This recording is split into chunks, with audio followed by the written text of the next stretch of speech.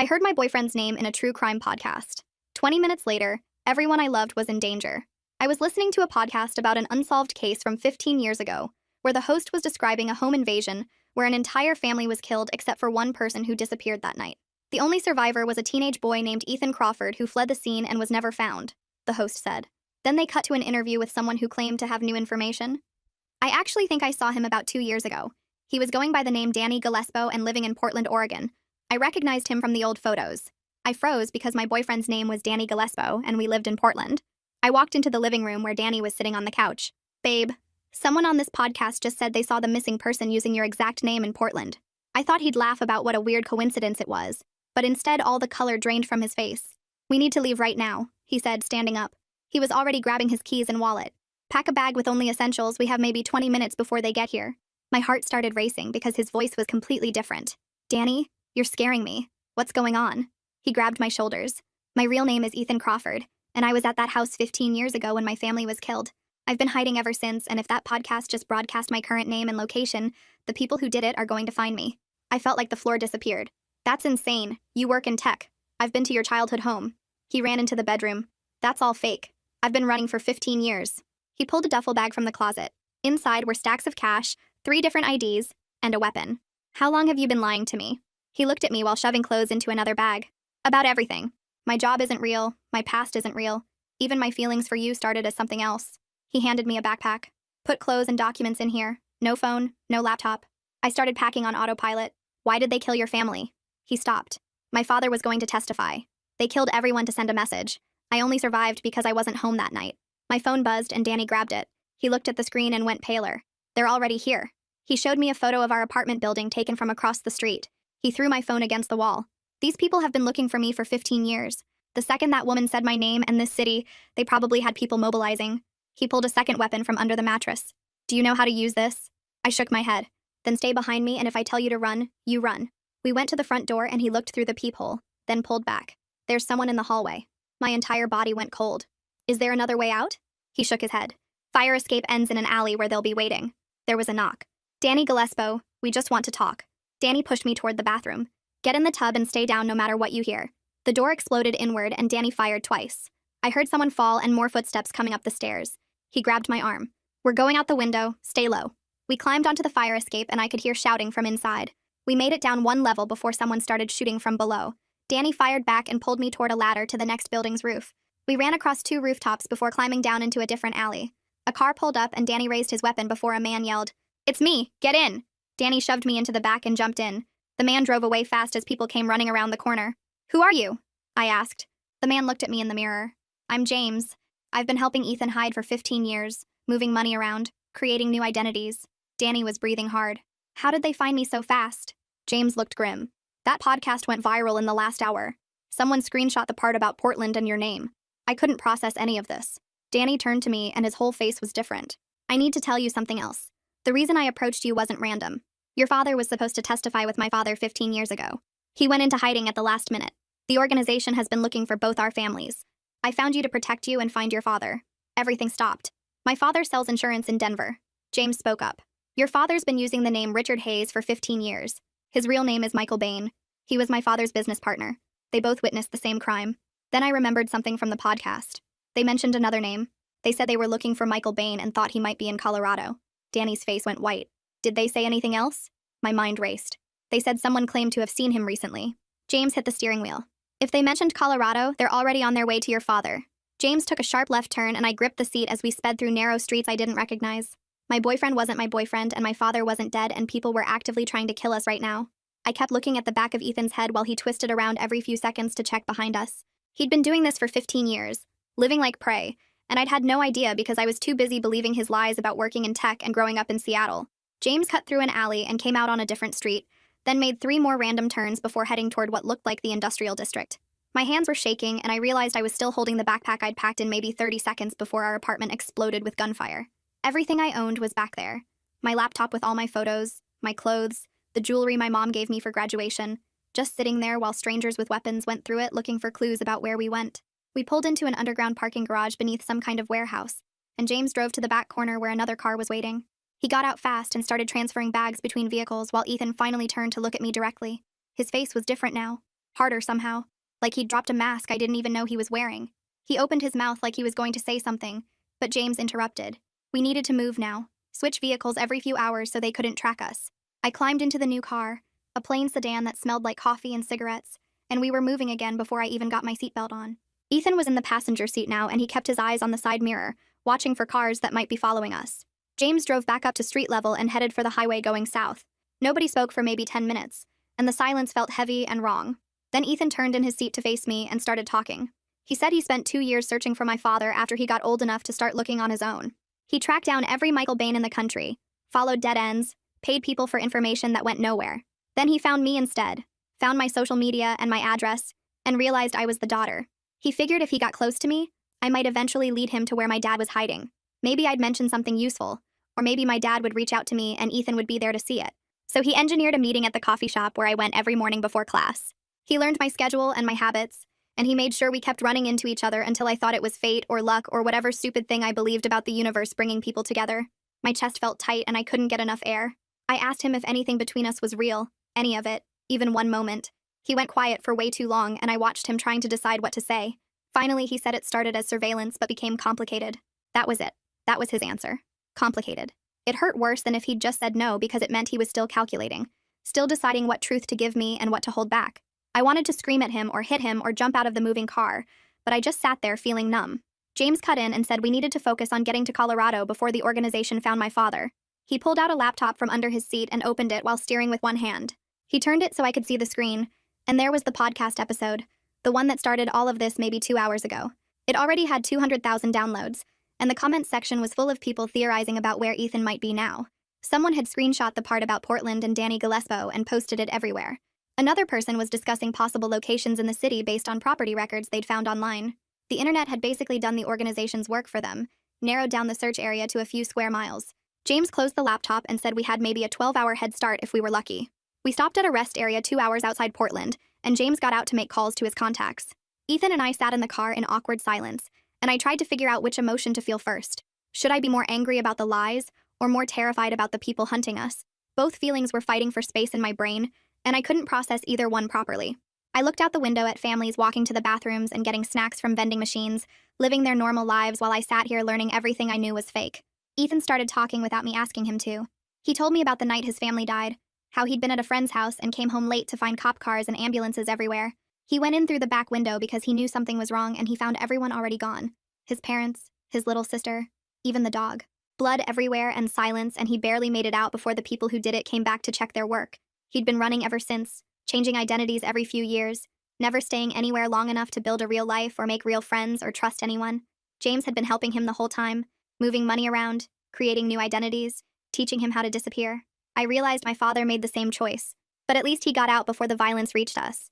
I asked Ethan if he knew why my dad went into hiding instead of testifying like he was supposed to. So Ethan explained that my father was supposed to testify the same week as Ethan's dad, but someone tipped him off about the planned attack. My dad had maybe 6 hours warning, and he used it to disappear, left my mom and me behind with some story about needing to leave for work. He probably thought he was protecting us by keeping us in the dark, but instead he just made us easy targets if anyone ever connected us to him. James came back to the car, and his face looked grim. He said his contacts confirmed the organization sent teams to both Portland and Denver within an hour of the podcast going live. We were lucky to get out when we did, but my father might not know anyone was coming for him yet. If he was still using the same identity after 15 years, he might think he was safe, might have gotten comfortable. We got back on the road, and I pulled out the phone Ethan had given me, a burner he said was safe to use. I tried calling the number I had for my dad, the one I'd used maybe 3 times in 15 years when my mom managed to arrange supervised contact. It went straight to a disconnected message, and my stomach dropped. Either my father had changed numbers again, or something had already happened to him and we were too late. Ethan turned around in his seat and looked at my face. He asked what was wrong, and I just stared at the phone in my hand for a second before telling him the number was disconnected. I explained that I barely knew my father anyway because my mom told me he left us when I was 7 years old. She said he moved away for work and didn't want to be part of our lives anymore. I grew up thinking my dad just abandoned us, that he chose his career over his family and never looked back. I had no idea he was in witness protection, or that any of this was connected to organized crime or people getting killed. My whole childhood was built on a lie, and now I was supposed to just accept that everything I believed about my family was fake. James kept his eyes on the road but spoke up from the driver's seat. He said my mother probably didn't know the full truth either, that witness protection keeps families separated and in the dark to prevent exactly this kind of situation. If my mom knew where my dad was or why he really left, She could accidentally give away information or be used as leverage. The whole system was designed to make sure no one knew anything, which meant my mom spent 15 years thinking her husband abandoned her when really he was trying to protect us. But now that the organization knows to look for Michael Bain's family, my mom might be in danger too. They would figure out that Michael had a wife and daughter, and if they couldn't find him, they might try to use us to draw him out. I grabbed Ethan's arm and told him to give me his phone right now. He handed it over without arguing, and I dialed my mom's number with shaking hands. She answered on the third ring, sounding confused about the unknown number. I didn't give her time to ask questions, just said she needed to leave the house right now and go stay with her sister without explaining why. I tried to keep my voice calm so she wouldn't panic, but my hands were gripping the phone so hard my knuckles turned white. My mom started asking what was going on and why I was calling from a strange number. She wanted to know if I was okay and where I was and what kind of trouble I was in. I just kept repeating that she needed to leave immediately, and I would explain everything later. I told her to pack a bag and get in her car and drive to Aunt Sarah's house and not tell anyone where she was going. My voice kept getting higher and faster, and I could hear the fear bleeding through no matter how hard I tried to sound normal. She finally agreed because she could hear something was really wrong in my voice. She said she was grabbing her purse and would leave in 5 minutes. I told her I loved her and ended the call before she could ask anything else. James switched lanes and merged onto a different highway heading east. He said we were going to drive through the night to put as much distance as possible between us and Portland. Ethan and James would take turns at the wheel while I tried to sleep in the back seat, but I knew sleep wasn't going to happen. We drove for hours with James behind the wheel first, while Ethan sat in the passenger seat watching the mirrors constantly. I lay down in the back and closed my eyes but kept startling awake every few minutes. Every set of headlights behind us felt like a threat, like maybe the organization had found us again and was following us across state lines. I would drift off for maybe 10 minutes and then jerk awake thinking I heard gunshots or feeling the car swerve. I caught Ethan watching me in the mirror with an expression I couldn't read. It might have been concern or guilt or maybe just calculation, and I hated that I couldn't tell the difference anymore. We stopped once for gas at a station in the middle of nowhere, and James paid cash while Ethan and I stayed in the car.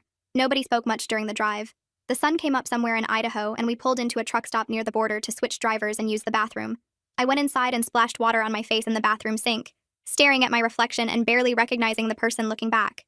When I came out, James was standing by the car with his phone pressed to his ear, and his face had gone completely pale. Ethan was pumping gas and saw James's expression at the same time I did. We both walked over as James ended the call. He told us that someone just tried to grab my mom from her house about an hour ago. 2 men showed up claiming to be police officers and tried to force their way inside, but she had already left following my warning. They missed her by about 20 minutes, and the neighbors called real police when they saw the men breaking down the door. The reality hit me like a punch in the stomach. These people would kill anyone connected to the witnesses, and my mom almost died because of secrets my father kept from us. She came within 20 minutes of being kidnapped or murdered by people looking for information she didn't even have. I felt anger rising up and replacing the fear, hot and sharp in my chest. I was mad at my dad for disappearing and leaving us vulnerable. I was mad at my mom for lying about why he left even if she didn't know the truth. I was mad at Ethan for using me as bait to find my father and putting me in danger without telling me what was really happening. Everyone in my life had lied to me, and now people were trying to kill my family because of choices made 15 years ago that nobody bothered to explain. Ethan tried to apologize again, starting to say something about how he never meant for things to go this way. I cut him off and told him I didn't want to hear it right now, because I needed to focus on staying alive and finding my father before the organization did. We could deal with relationship drama later if we survived long enough for it to matter. He backed off, but I could see the hurt on his face, which was confusing because I didn't know if his feelings were real or just more manipulation. Maybe he actually cared about me, or maybe he was just good at pretending. Either way, it didn't change what he had done or the situation we were in now. We got back in the car with Ethan driving this time and crossed into Utah as the morning sun got higher. James pulled out a map and explained that we were taking a longer route to avoid major highways where the organization might have people watching. The interstate would be faster, but also more dangerous, because there were only so many routes from Portland to Denver, and they might have set up surveillance. This back road route was going to take us almost 2 days to reach Denver, winding through smaller towns and state highways that added hours to the trip. We had no idea if my father was even still alive, or if the organization had already found him while we were busy running. I asked James how he got involved in all this in the first place. He glanced at me in the mirror and explained he was a federal agent 15 years ago who helped Ethan's family prepare to testify. He was part of the team setting up their protection and making sure they had everything they needed to stay safe until the trial. When the protection failed and everyone died, he felt responsible for not seeing the threat coming. He quit the agency and spent the last 15 years helping Ethan survive outside the official system, moving money around and creating new identities and teaching him how to disappear. He had been breaking laws and risking prison to keep one kid alive because he couldn't save the rest of the family. That realization sat heavy in my chest as we kept driving through the dark Utah landscape. James was breaking federal laws and risking prison time to keep Ethan alive, and now he was doing the same thing for me even though we'd just met a few hours ago. I couldn't tell if that made him some kind of hero or just someone who couldn't let go of his guilt. but at least I understood why he was helping us. Ethan's motivations were still a mess of lies and half-truths that I couldn't sort through. We drove for another 3 hours before James pulled off at a tiny motel that looked like it hadn't been updated since the 1970s. He paid cash for a room with 2 beds, and we hauled our bags inside. The room smelled like old cigarettes and cleaning chemicals. James said he'd take first watch and told us to try to sleep. I lay down on one of the beds fully clothed and stared at the water-stained ceiling tiles. My brain wouldn't stop replaying everything that had happened in the last day. 24 hours ago, I was listening to a podcast in my apartment with no idea my entire life was built on lies. Now I was in a motel room in the middle of nowhere with a boyfriend who wasn't really my boyfriend, and a former federal agent who'd gone rogue. I heard Ethan shift on his bed, and then he sat up on the edge of it. He started talking quietly, saying that what he told me about his feelings was actually true, even though how we met was completely fake. He said he never planned on falling for me, and it made everything way more complicated than it was supposed to be. His voice was different from I'd ever heard it, softer and less controlled. I wanted to believe what he was saying, but I had no idea how to trust someone who'd already admitted they approached me as part of some plan to find my father. Every nice thing he'd ever said or done could have been calculated. Every kiss could have been strategy. I told him we needed to focus on staying alive first, and we could deal with the relationship stuff later, if there even was a later for us. He went quiet, and I could feel him looking at me in the dark, but I kept my eyes on the ceiling. Eventually, I heard him lie back down. I must have fallen asleep at some point because James was shaking my shoulder, and pale morning light was coming through the thin curtains. Ethan was already up and packing his bag. James's phone was in his hand, and his face looked grim. He said he'd just gotten a call from his contacts, and the news wasn't good. The organization had people actively searching Colorado right now, and they'd figured out several possible locations where my father might be living, based on the podcast's hints about the Denver area. My stomach twisted. We were still maybe 12 hours away from Denver if we drove straight through. James said we couldn't just drive into the city without knowing exactly where my father was, because we'd be going in blind and the organization probably had people watching likely locations. Ethan suggested we try to find property records or utility bills under the name Richard Hayes to get an actual address. James nodded and said he had a contact who could access those databases without leaving any kind of trail that could be tracked back to us. He made a call while Ethan and I grabbed stale muffins from the motel's sad excuse for a breakfast area. The contact said it would take a few hours to search through the records and cross-reference everything. We got back in the car and started driving closer to Denver while we waited. I tried not to think about what we'd find when we got there. Every mile that passed felt like we were racing against people who had more resources and more experience than us. I asked Ethan what the actual plan was if we found my father still alive. He was quiet for a minute and then admitted he didn't really have a plan beyond warning him and trying to get everyone somewhere safe. The problem was there wasn't anywhere actually safe as long as the organization existed and wanted us dead. They had people everywhere and unlimited money to keep searching. We could run for another 15 years like Ethan had been doing, but that wasn't really living. It was just surviving. We stopped for gas at a station outside Grand Junction, and James's phone rang. He answered and listened for a long time, then thanked whoever was on the other end. He told us his contact had come through with an address for a Richard Hayes living in a suburb called Lakewood, about 20 minutes outside Denver proper. We were close enough now that we could be there in 6 hours if we pushed straight through without stopping. Ethan wanted to approach carefully and scout the location first to see if the organization had already found it. I understood being careful, but I was worried that if we waited too long, the organization would find my father before we did. We'd be too late to warn him. We went back and forth about it while James drove and finally compromised. We'd drive past the house once to see if there were any obvious signs of trouble before we made contact. If everything looked normal, we'd approach.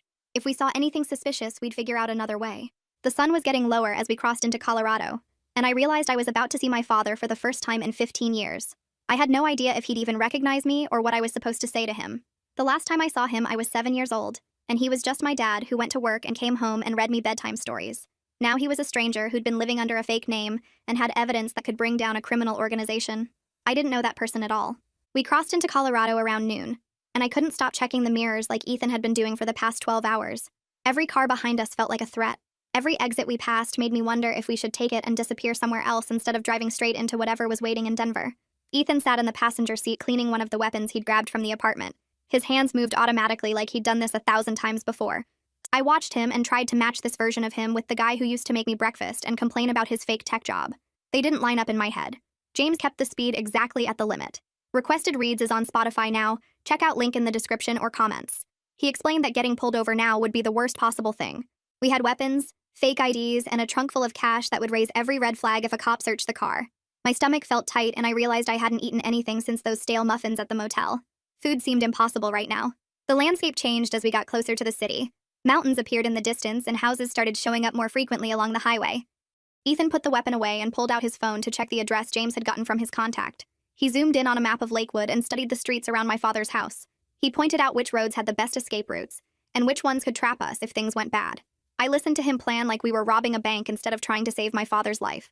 The sun started dropping lower, and the light turned orange across the buildings as we took the exit into Lakewood. James drove slowly through residential streets while Ethan watched everything. Normal people were coming home from work and walking dogs and living regular lives.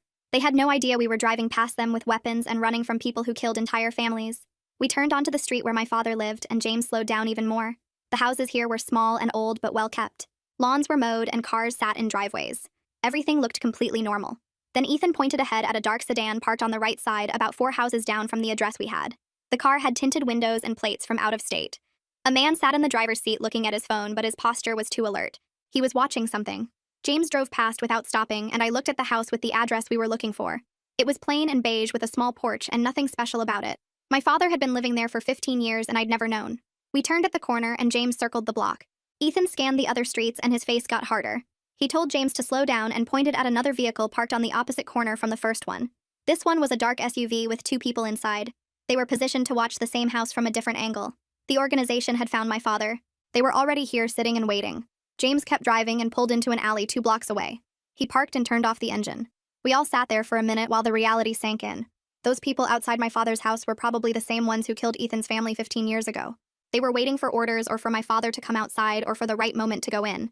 Ethan said we needed to move now before they got tired of watching. If they decided to go in while we were still planning, my father would be dead before we could warn him. James asked if we should call the police, but Ethan reminded him that the organization had people inside law enforcement. Calling the cops might just bring more of them. We had to do this ourselves. I felt sick thinking about what could go wrong, but doing nothing meant letting my father die.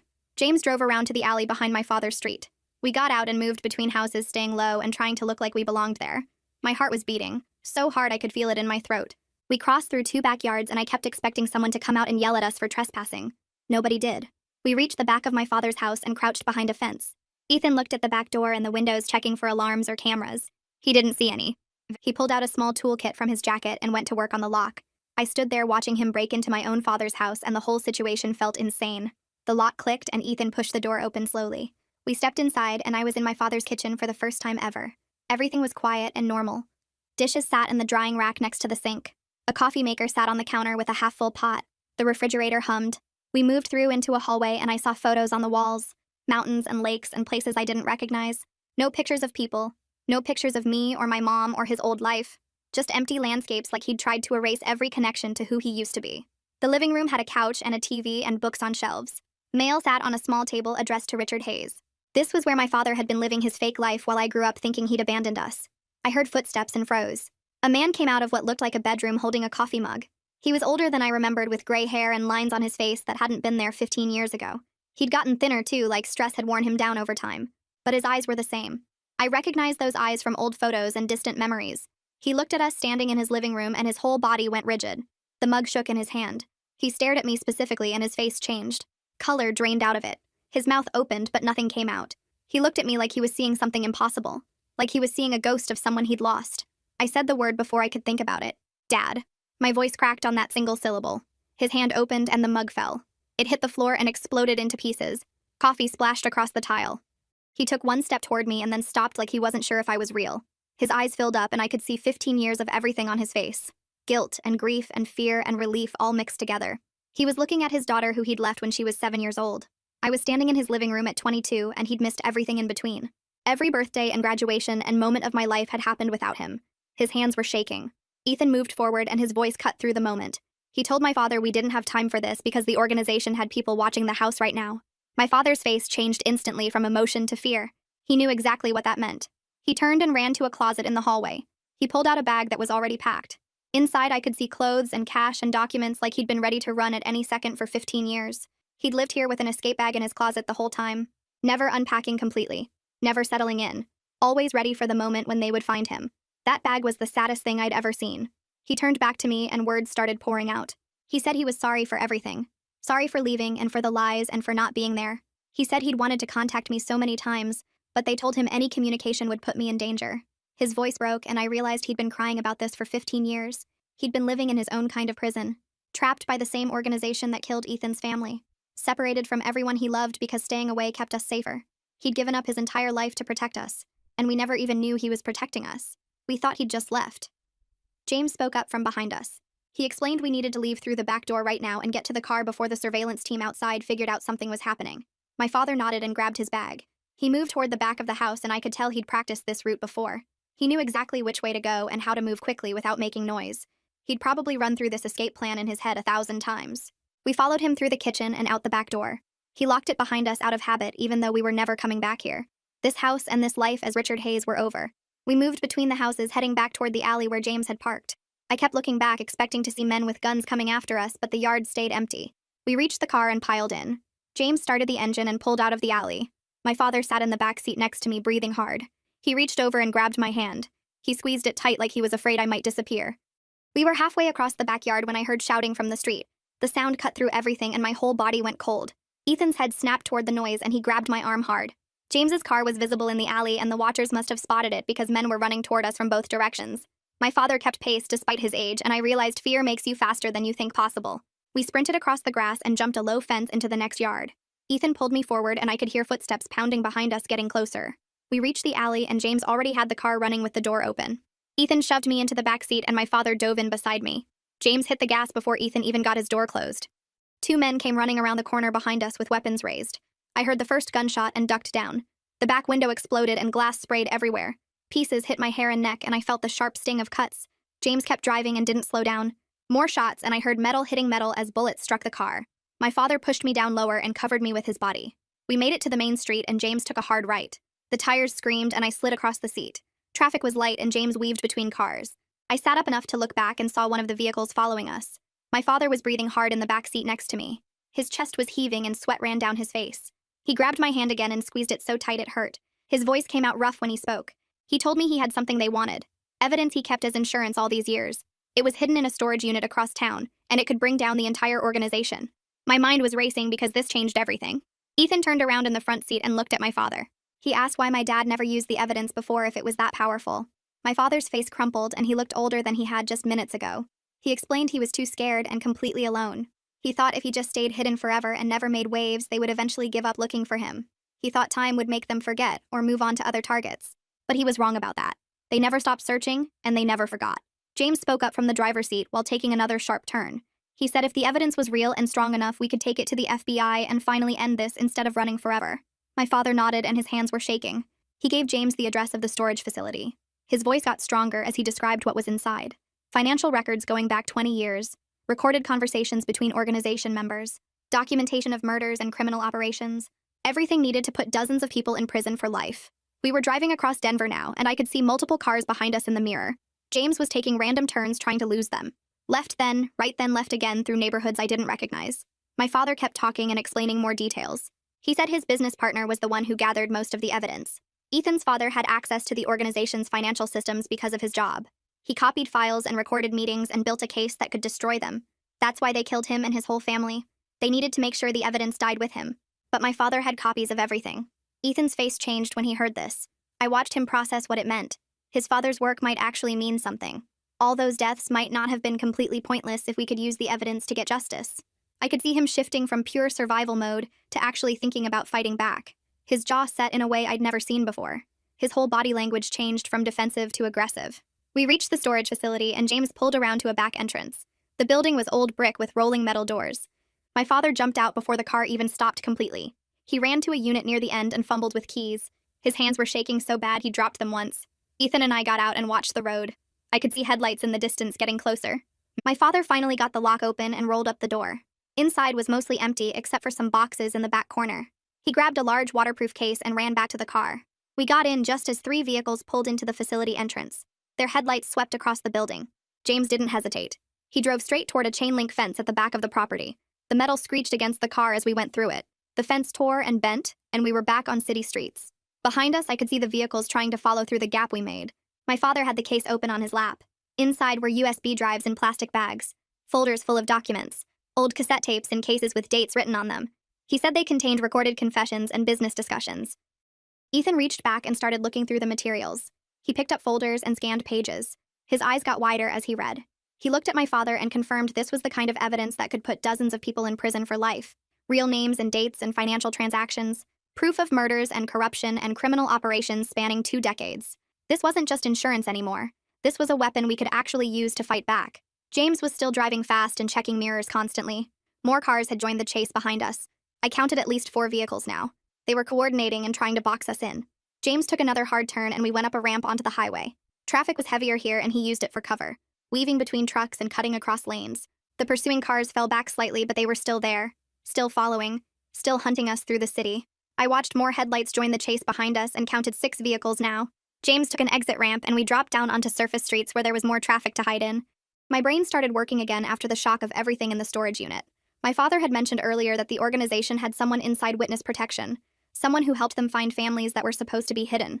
That meant they probably had people in regular law enforcement too. I leaned forward between the front seats and told James we couldn't just walk into an FBI office because if there was a mole in witness protection, there were probably dirty agents in other places too. We needed a way to get this evidence out where it couldn't be buried or destroyed by someone on the organization's payroll. James nodded and said he knew a federal prosecutor named Marius Cabrera, who had been trying to build a case against the organization for years, but never had enough proof.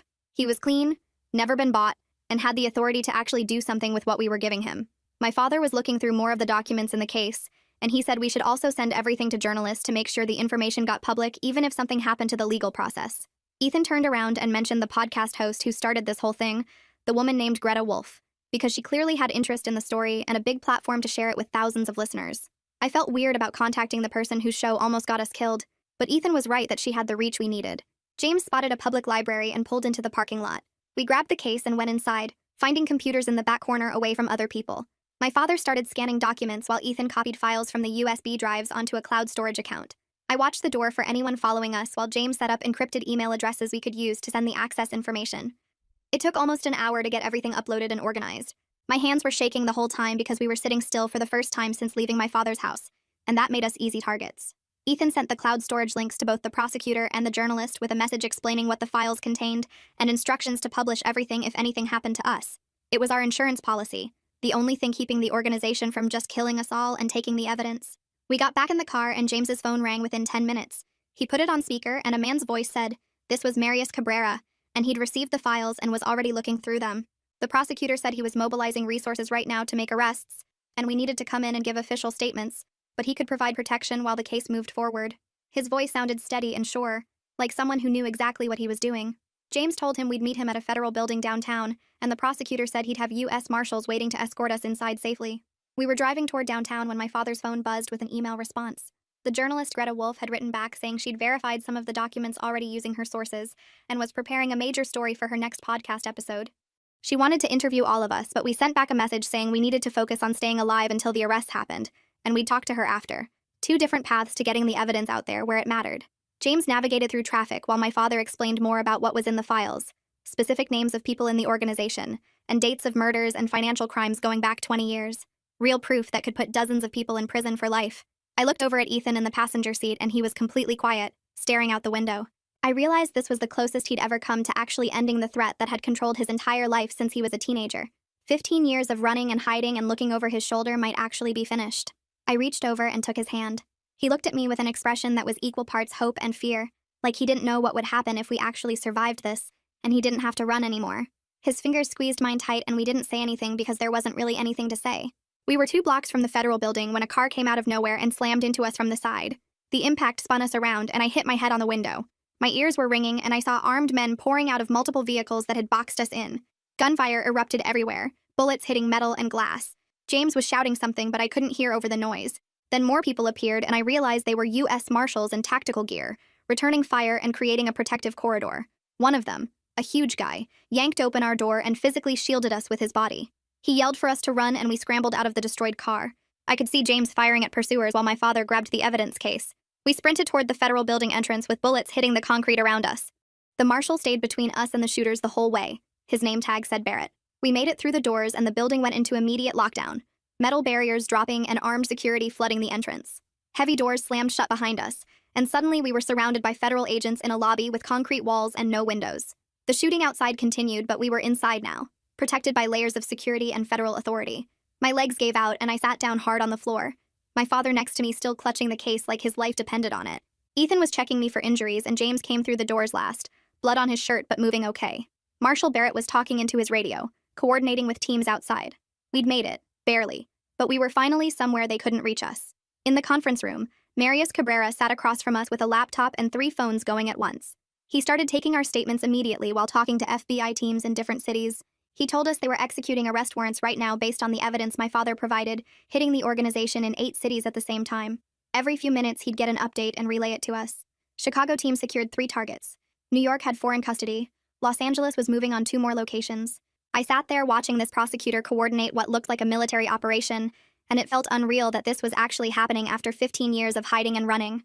My father handed over the evidence case, and Marius went through every document, every recording, making notes and sending files to different teams. He explained that they'd been building a case against the organization for years, but never had enough proof to make charges stick. What my father kept hidden all this time was the missing piece that connected everything. Over the next 6 hours, we watched news feeds on the monitors in the room as major arrests happened across the country. A city councilman in Detroit, a federal contractor in Washington, a state judge in Florida, all of them secretly working for the organization, and now all of them being walked out in handcuffs on live television. Greta Wolf's story went live at the same time, and suddenly the evidence was public record that couldn't be hidden or buried. Her article included photos of documents, audio clips of recorded conversations, and a detailed timeline of crimes going back 20 years.